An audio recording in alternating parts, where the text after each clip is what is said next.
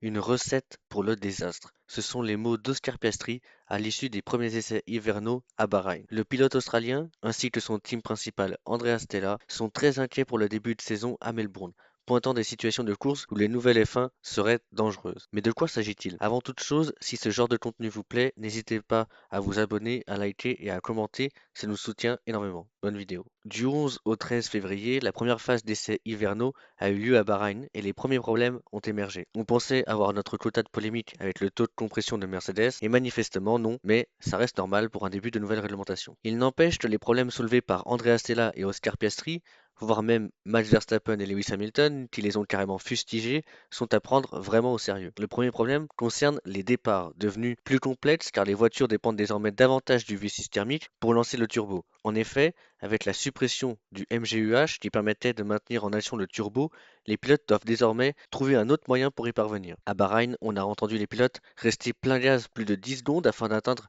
le niveau de suralimentation requis.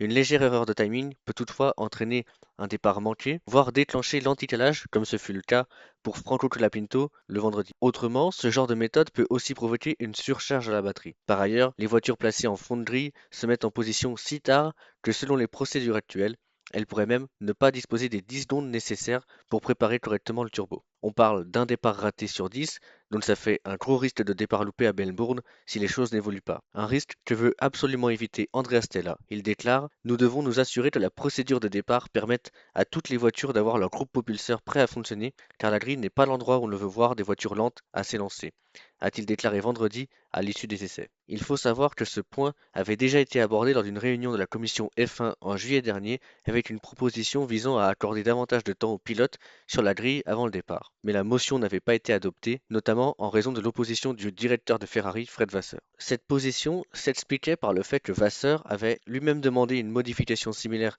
dès l'année précédente sans être suivi par ses rivaux. Ferrari avait alors orienté le développement de son moteur en fonction de la procédure existante, rendant toute modification tardive potentiellement pénalisante pour l'écurie italienne. Deuxième point soulevé par Stella, l'absence de DRS combinée à des écarts de vitesse réduits en ligne droite pousse les voitures à se suivre de très près. En effet, l'aéroactive, introduite cette année, accessible sans condition, ne crée pas de différence notable de vitesse, au contraire du DRS. Une donnée expliquée par Stella. Cette année, lorsqu'on suit quelqu'un, on a la même traînée et la même puissance, donc le dépasser devient très difficile. Nos pilotes ont roulé en conditions de course avec d'autres pilotes pendant ces 3 jours d'essai à Bahreïn et ils ont trouvé les dépassements extrêmement compliqués. La nécessité de lever le pied en milieu de ligne droite pour recharger l'énergie peut ainsi créer un différentiel de vitesse énorme entre la voiture de devant et la suiveuse. Un scénario qui inquiète le directeur italien. Ce n'est pas une situation idéale lorsqu'on suit une voiture de très près et cela peut conduire à des scénarios que nous avons déjà vus par le passé, comme l'accident de Weber à Valence ou celui de Patrese au Portugal, et quelques autres que nous ne voulons clairement plus revoir en Formule 1, a-t-il expliqué en référence au spectaculaire envol de Mark Webber en 2010 et de Riccardo Patrese en 1992. Enfin, Stella estime que le règlement devrait être ajusté pour décourager le lift and coast, une pratique devenue omniprésente avec la nouvelle répartition 50-50 entre énergie électrique et thermique. La situation est d'autant plus préoccupante que Barcelone et Bahreïn ne figurent pas parmi les circuits les plus exigeants en matière de récupération d'énergie. Les difficultés pourraient donc s'accentuer sur des tracés plus énergivores.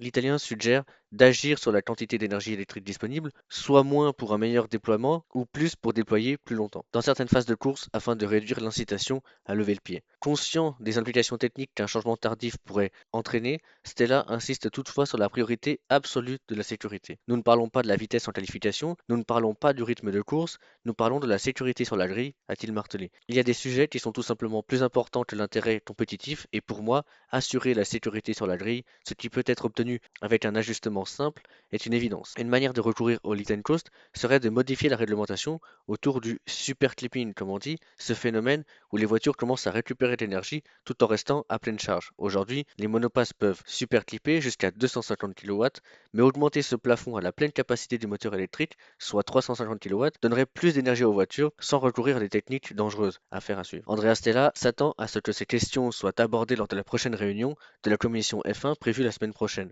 Et pour lui, il n'y a pas de temps à perdre avant le Grand Prix d'Australie. Je pense que c'est impératif. C'est impératif parce que c'est possible et simple.